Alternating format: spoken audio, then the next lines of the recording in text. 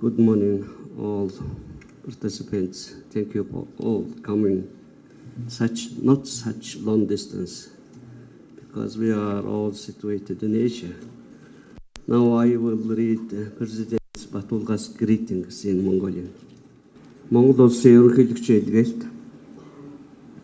зүүн удаа аюулгүй байдлын асуудлаар Улаанбаатар яриа хэлцээ олон улсын 6 дугаар баг хурлын нээлтэнд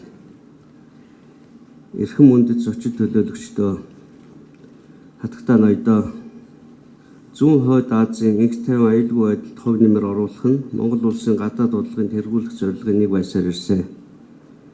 Яриа хэлцээрийн 50 замаар Солонгосын хойгийг цөмийн зэвсгээс ангижруулах, бүс нутгийн бусад тулгымцсан асуудлуудыг шийдвэрлэх байр суурийг Монгол улс баримталдаг ба бүгдээрээ хэлбэл буруугүй гэсэн зарчмаар аливаа маргааныг шийдвэрлэж болно гэдэгт бид итгэдэг.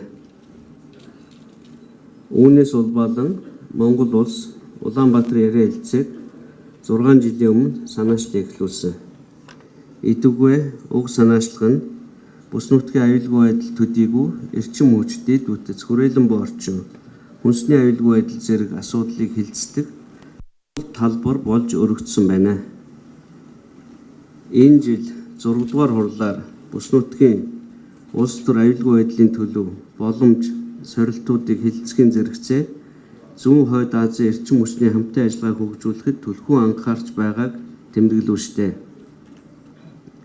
Бүс нутгийн эдийн засгийн уялдааг бэхжүүлэх томоохон дэвшилтүүд гарч байгаа энэ цаг мөчид өнөөдрийн хурал болж байна. Улс орнууд цэвэр орчин хүчний хэрэглээгээ дэмжиж нэмэгдүүлэх нь эрчим хүчний аюулгүй байдлаа бэхжүүлэх боломж болж буйг олон улсын сэргийгдэгчийн хүчний агентлаг Ирина гас саяхан гаргасан шинэ дэлхийн эрчим хүчний шинжилгээний геополитик тайланд дурджээ. Зүүн хойд Азид эрчим хүчний харилцаа ашигтай хамтын ажиллагаа хөгжүүлэх асар их боломж бий. Манай бүс нутганд дэлхийн дотоодын нийт бүтээгдэхүүний болон нийт хүн амын 4/1-ийг тус бүрдүүлж байна. Дэлхийн эрчим хүчний хамгийн том хэрэглэгч орнуудын 4 нь манай бүс нутагт оршиж, нүүрс төрөгчийн хэн ялгаруулалтын 3/1-ийг үйлдвэрлэж байна. Бүс нутгийн эдийн засаг томорхон хэрээр эдийн засгийн хэрэглээ дахин эрчим хүчний хэрэглээ даган нэмэгдсээр байх ба технологийн дэвшил, дижитал шилжилт нь энэхүү хэрэглээг шийдэх оновчтой эрчим хүчний шин сүлжээг бий болгох юм а.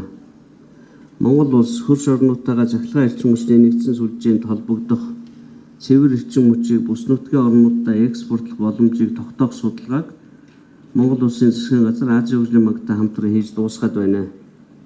Энэхүү цогц судалгаагаар Монгол улс 200 гигаватт салхины эрчим хүч, 1.2 тераватт нарны эрчим хүчийг үйлдвэрлэж хөрс орнуудаа экспортлох боломжтойг тогтоосон.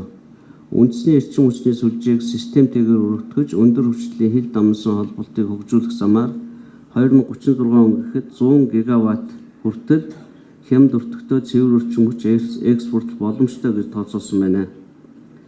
Сүүлийн жилүүдэд бусад орнуудын үндэсний эрчим хүчний компаниуд манад хийгдсэн судалгаатай адил судалгаануудыг хийсэн. Эдгээр судалгаануудын үр дүнгээр бүс нутгийн эрчим хүчний шинэ дэвшилтэт зах зээлийг бий болгоход тухайн бүс нутгийн орнуудын засгийн газруудын дэмжлэг нэгдмэл байр суурь нэн чухал гэдгийг онцлохын цацуу зохицуулт болон стандартыг уялдуулах хөрөнгө оруулалтын нэгдсэн бодлогыг боловсруулах шаардлагатайг онцлсан байна. Өнгөрсөн жил Владивостокт миний бие эрчим хүчний нэгдсэн сүлжээ болон зах зээлийг бий болгох зорилгыг дэмжих бүс нутгийг хамарсан байгууллага санаачлагыг дэвшүүлсэн. Уг байгууллагыг байгуулах талаар хамтарсан мэдээллийн төслийг Монгол улс боловсруулсан ба зүүн хойд Азийн бүс нутгийн бусад орнуудтай хэлэлцэн 2019 оны 9 дугаар сард уг хамтарсан мэдээлэл гарын үсэг зурхаар ажиллаж байна. Манай санаачлагыг тууштай дэмжиж буй нэгдсэн үндэсний байгууллагын Аз намхан талаа эдийн засаг нийгмийн комисс болон Азийн хөгжлийн банкнд талархлаа илэрхийлье. Олон улсын хамтын нийгэмлэг Парисын хэлэлцээр болон тогтвортой хөгжлийн зорилтуудын хүрээнд тогтвортой эрчим хүчний тогтолцоонд шилжих амлалт авч ихээхэн хүчин чармайлт гаргаж байна. Монгол улсын цэвэр эрчим хүчний ариу их нөөцтэй орны хувьд сүүлийн үед гарч буй дэвшилтэт технологи чиг хандлагыг ашиглах замаар дэлхийн эрчим хүчний хувьсгал дахь олон улсын хүчин чармаалтад өөрийн хувь нэмрээ оруулахыг зорж байна. Монгол улсын энэхүү санаачлагыг дэмжиж буй бүс нутгийн орнуудын засгийн газар олон улсын холбогд байгууллагад чин сэтгэлийн талархал илэрхийлье.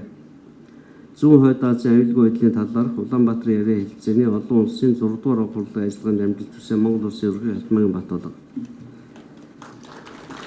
За баярлалаа. Никол Баргад.